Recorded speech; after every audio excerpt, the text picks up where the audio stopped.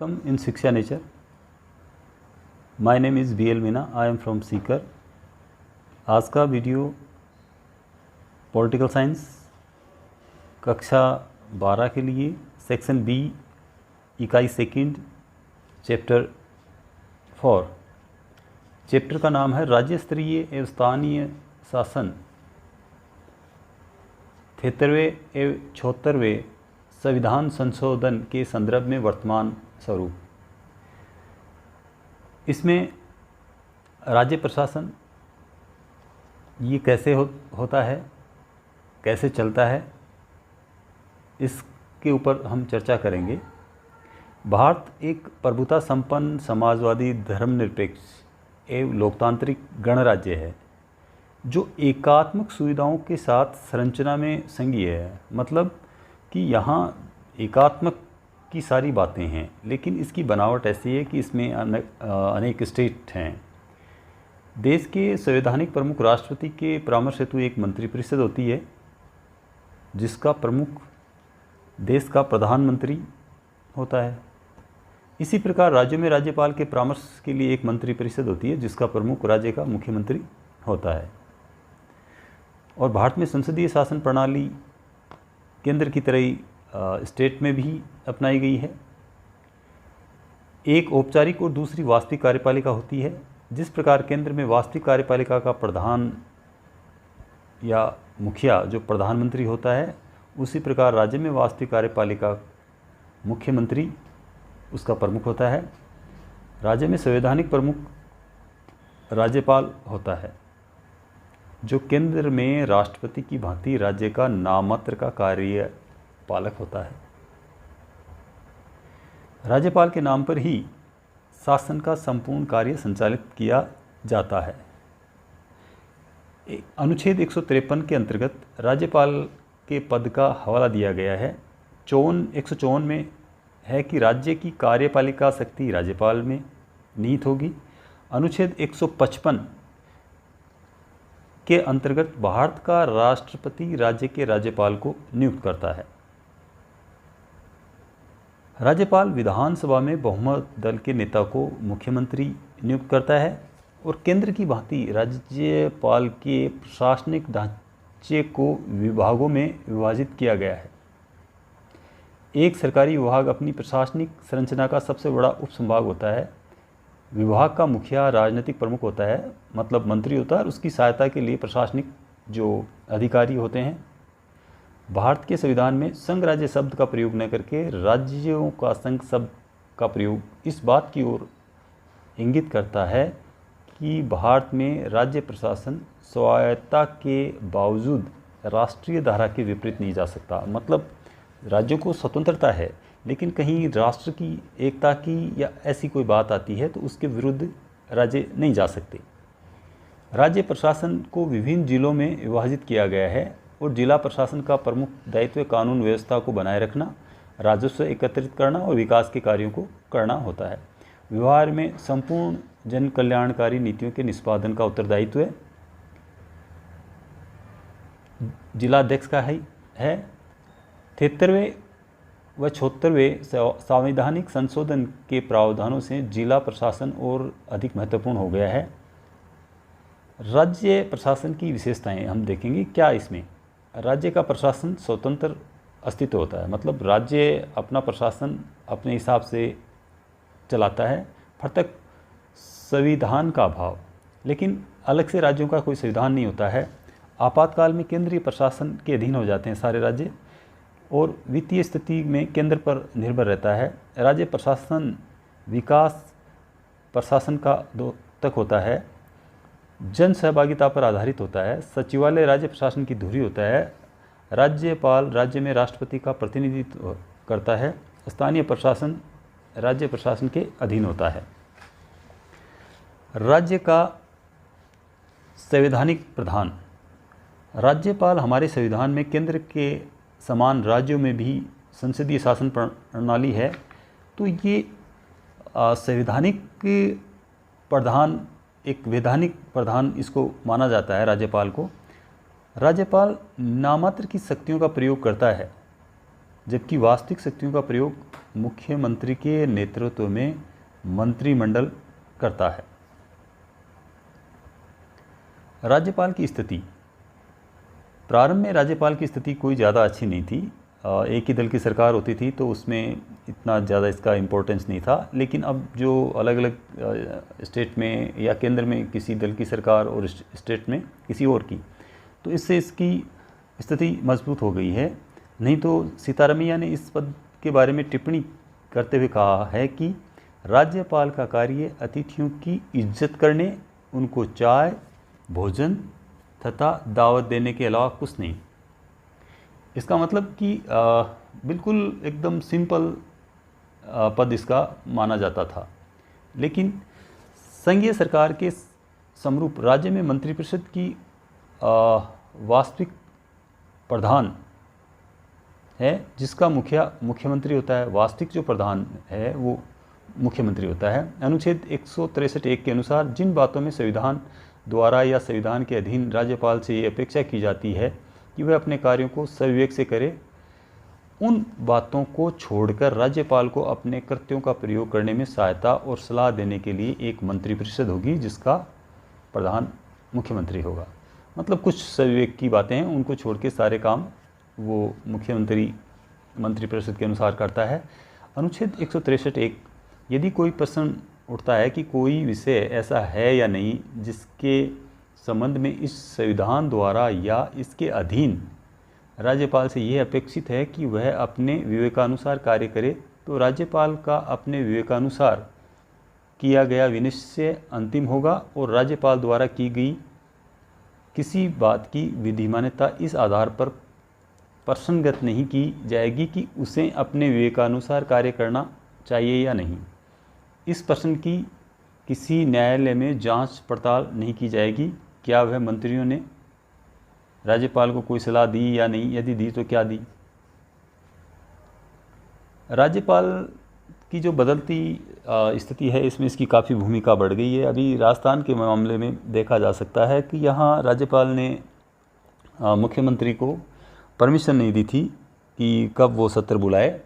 तो ऐसी स्थिति है कि इन कमज़ोर मुख्यमंत्री, राज्य सरकार के पास अगर स्पष्ट बहुमत नहीं हो, गठबंधन की विखंडनकारी प्रवृत्ति, दल बदल की प्रवृत्ति, क्षेत्रीय दलों का अधिक शक्तिशाली होना, इन स्थितियों में राज्यपाल की भूमिका बढ़ जाती है। राज्यपाल को मनोनीत करने के कारण, भाई क्यों बनाया गया राज्यपाल, क्यों मनोनीत किया जाता है इसको? संसदीय शासन प्रणाली के कारण पहला। दूसरा, राज्यपाल को नाममात्र कार्यपालिका शक्ति प्रदान की गई है ताकि वास्तविक शक्ति का प्रयोग मुख्यमंत्री कर सके। भारत की विविधता को ध्यान में रखते हुए संघ व राज्यों में एकता व अखंडता स्थापित करने के लिए एक स्वतंत्र व निष्पक्ष मध्यस्थ के लिए राज्यपाल की नियुक्ति के संबंध में इस सामान्यतः एक राज्य में उसी राज्य के निवासी को राज्यपाल नहीं बनाया जाता है और राज्य मंत्रिमंडल राज्यपाल के नाम पर सहमत हो। यद्यपि इस परंपरा को व्यवहार में कम ही माना जाता है। ये कुछ ऐसी बातें हैं जिनसे राज्यपाल है किसको बनाया जाए नहीं बनाया जाए। वरिष्ठ राजनीतिज्ञों को, नौकरशाहों को व सैन्य अधिकारियों को नियुक्त किया जाता है राज्यपाल को। प्रशासनिक सुधार आयोग के अनुसार एक व्यक्ति को एक बार से अधिक राज्यपाल नियुक्त नहीं करना चाहिए। राज्यपाल के संबंध में सरकारी या आयोग की जो रिपोर्ट थी उसके अनुसार राज्यपाल के रूप में मनोनीत व्यक्ति को उसके कार्यकाल के बाद पुनः लाभ के पद पर नहीं लगाना चाहिए। दूसरी, केंद्र में जिस दल का शासन हो उससे संबंधित व्यक्ति को उस राज्य में राज्यपाल नियुक्त नहीं करना चाहिए। तीसरा, अनुच्छेद 155 में आवश्यक संशोधन व परिवर्तन कर राज्यपाल की नियुक्ति में मुख्यमंत्री से सलाह लेने की व्यवस्था की जानी चाहिए। ऐसी कुछ ये सरकारी आयोग है, इसकी रिकमेंडेशन थी। राज्यपाल की शक्तियाँ हम पढ़ेंगे, ये इम्पोर्टेंट है। इसमें राज्यपाल की सबसे पहले जो हम ये कहते हैं कि ये संवैधानिक अध्यक्ष है, राज्यपाल की शक्तियाँ राष्ट्रपति के समान हैं, सिर्फ कूटनीतिक, सैनिक तथा संकटकालीन अधिकारों को छोड़कर। राष्ट्रपति और राज्यपाल की शक्तियों में ये डिफरेंस बताया गया है दुर्गादास बसु के अनुसार कि राज्यपाल की शक्तियाँ राष्ट्रपति के समान हैं, सिर्फ कूटनीतिक, सैनिक तथा संकटकालीन अधिकारों को छोड़कर। इनमें राष्ट्रपति की शक्तियाँ ज़्यादा होती है, अधिक होती है, केंद्र का पूरे देश का मैटर होता है। राज्यपाल की शक्तियाँ निम्न प्रकार है। पहली है कार्यपालिका शक्तियाँ। संविधान के अनुच्छेद 154 के अनुसार राज्य की समस्त कार्यपालिका शक्ति राज्यपाल में निहित होगी और वह इसका प्रयोग इस संविधान के अनुसार स्वयं या अपने अधीनस्थ अधिकारियों के द्वारा करेगा। संविधान के अनुच्छेद 166 के अनुसार राज्य के समस्त कार्य उसी के नाम से होते हैं। शासन के कार्य संचालन के लिए राज्यपाल मंत्रियों के बीच शासन विभागों का वितरण करता है। अनुच्छेद 163 के अनुसार राज्यपाल को प्रशासन कार्य में सहायता तथा परामर्श देने के लिए एक मंत्रिपरिषद होगी जिसका अध्यक्ष मुख्यमंत्री होगा। अनुच्छेद 164 के अनुसार राज्यपाल मुख्यमंत्री को नियुक्त करता है और मुख्यमंत्री के परामर्श से अन्य मंत्रियों की नियुक्ति करता है। मंत्रिपरिषद के सदस्य राज्यपाल है उसके प्रसाद पर्यंत ही अपने पद पर बने रहते हैं। राज्यपाल को राज्य के शासन से संबंधित सभी मामलों के विषय में सूचना प्राप्त करने का अधिकार है। मुख्यमंत्री के लिए आवश्यक है कि वह राज्यपाल को मंत्रिपरिषद के सभी निर्णयों तथा प्रशासन संबंधी उन सभी मामलों के बारे में सूचना दे जिनके बारे में राज्यपाल ऐसी सूचना की मांग करे। राज्यपाल किसी मंत्री द्वारा किए गए निर्णय को मुख्यमंत्री से मंत्रिपरिषद के विचाराधीन रखवा सकता है। राज्यपाल राज्य के एडवोकेट जनरल की नियुक्ति करता है। इसके अलावा वह राज्य के लोक सेवा आयोग के अध्यक्ष और सदस्यों की नियुक्ति करता है। उच्च न्यायालय के न्यायाधीशों की नियुक्ति करता है। राज्यपाल से परामर्श लिया जाता है इन सब में। उच्च न्यायालय के परामर्श से राज्यपाल जिला जजों की नियुक्ति करता है। अनुच्छेद 161 के अनुसार राज्य के राज्यपाल को राज्य की कार्यपालिका क्षेत्राधिकार के अंतर्गत कानूनों के विरुद्ध अपराध करने वाले व्यक्तियों के दंड को कम करने, स्थगित करने, बदलने तथा क्षमा करने का अधिकार है। राज्यपाल राज्य के विधानसभा में एक सदस्य आंग्ल भारतीय है, अगर वो समझता है कि इनका पर्याप्त प्रतिनिधित्व नहीं है तो उसको नियुक्त कर सकता है। और जिन राज्यों में 2 सदन है, विधान परिषद में 1/6 सदस्य ऐसे मनोनीत कर सकता है जिन्होंने शिक्षा, साहित्य, समाज सेवा, विज्ञान, कला आदि में जो विशेष योग्यता रखते हैं तो वो नियुक्त कर सकता है। विधायी शक्तियाँ दूसरी इसकी महत्वपूर्ण है कि राज्य विधानमंडल का अनुच्छेद 168 के अनुसार राज्यपाल अभिन्न अंग है और सत्र बुलाना, विधानसभा को भंग करना, ये सारा का सारा काम राज्यपाल का है। प्रथम सत्र में विधानमंडल में अपना भाषण देता है। वर्ष के किसी महत्वपूर्ण विधेयक के संबंध में विधानमंडल को संदेश भेजने का अधिकार है। विधानमंडल द्वारा पारित किसी विधेयक पर राज्यपाल की स्वीकृति आवश्यक है। राज्यपाल विधेयक पर स्वीकृति दे सकता है या मना कर सकता है या उस विधेयक को राष्ट्रपति की स्वीकृति के लिए रोक सकता है। राज्यपाल साधारण विधेयक पर अपने सुझाव के साथ विधानमंडल को लौटा सकता है। यदि विधानमंडल उस विधेयक को संशोधन सहित या बिना संशोधन के दोबारा पारित कर दे तो राज्यपाल को स्वीकृति देनी होती है। तो इस प्रकार हम ये कह सकते हैं कि जो विधि निर्माण से संबंधित है वो सारे अधिकार अध्यादेश जारी कर सकता है जब विधान सभा का अधिवेशन नहीं चल रहा हो तो, और बाद में उसको अधिकार है कि जो अध्यादेश है अगर विधानमंडल पास नहीं करता है तो वो ये मानो कि 6 सप्ताह के बाद रद्द हो जाता है और स्वीकार कर लेता है तो वो कानून बन जाता है। वित्तीय शक्तियाँ प्रत्येक वित्तीय वर्ष का विवरण तैयार करना, विधानसभा में उसको प्रस्तुत करना, ये सारा जो वित्त से संबंधित काम है वो राज्यपाल की पूर्व स्वीकृति के साथ ही होता है। धन विधेयक विधानसभा में प्रस्तुत बिना स्वीकृति के राज्यपाल के नहीं किया जा सकता। राज्यपाल अनुपूरक अनुदान की मांग भी प्रस्तुत कर सकता है। राज्यपाल की स्वीकृति के बिना राज्य के राजस्व की कोई राशि व्यय नहीं की जा सकती। राज्यपाल को राज्य की संचित निधि में से खर्च करने का अधिकार है, परंतु उसके द्वारा किए गए खर्च के लिए विधानसभा की स्वीकृति आवश्यक होती है। न्यायिक शक्तियाँ अनुच्छेद 161 के अनुसार जिन विषयों पर राज्य की कार्यपालिका शक्ति का विस्तार होता है उन विषयों संबंधी किसी विधि के विरुद्ध अपराध करने वाले व्यक्तियों के दंड को राज्यपाल कम कर सकता है। वह अपने राज्य के उच्च न्यायालय के मुख्य न्यायाधीश की नियुक्ति में राष्ट्रपति को परामर्श देता है।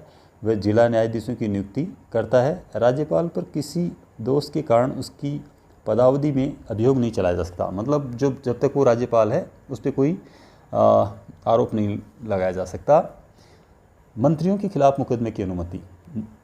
सर्वोच्च न्यायालय ने अपने 5 नवंबर 2004 के निर्णय में महत्वपूर्ण व्यवस्था देते हुए कहा कि किसी मंत्री के खिलाफ अगर प्राथमिक तौर पर कोई मामला बनता है तो राज्यपाल उसके खिलाफ मुकदमा चलाने की अनुमति दे सकता है, मतलब सीधे तौर पे कोई मुकदमा बनता है तो, भले ही मंत्रिपरिषद ने इसकी अनुमति देने से इनकार कर दिया है। अन्य शक्तियाँ में राज्यपाल राष्ट्रपति को राज्य में संवैधानिक तंत्र की असफलता के संबंध में सूचना देता है और उसकी सूचना पर राष्ट्रपति शासन लागू किया जा सकता है। आपातकाल में राज्यपाल राष्ट्रपति के अभिकर्ता के रूप में कार्य करता है। संविधान के अनुच्छेद 164 के अनुसार छत्तीसगढ़, झारखंड, मध्य प्रदेश और उड़ीसा राज्यों में जनजातियों के कल्याण का भार साधक एक मंत्री होगा, जो साथ ही अनुसूचित जातियों और पिछड़े वर्गों के कल्याण का या किसी अन्य कार्य का भी भार साधक हो सकेगा। मतलब इनके विशेष इन स्टेट्स में विशेष ध्यान रखेगा इन जातियों का। असम का राज्यपाल असम की सरकार और इस आदिम क्षेत्र की जिला परिषदों के बीच खानों से उत्पन्न आय विभाजन के संबंध में होने वाले विवादों के संबंध में संविवेक के अधिकार का प्रयोग कर सकता है। आज का वीडियो यहाँ ये पूरा होता है। अगर आपको पसंद आए तो लाइक करना। धन्यवाद।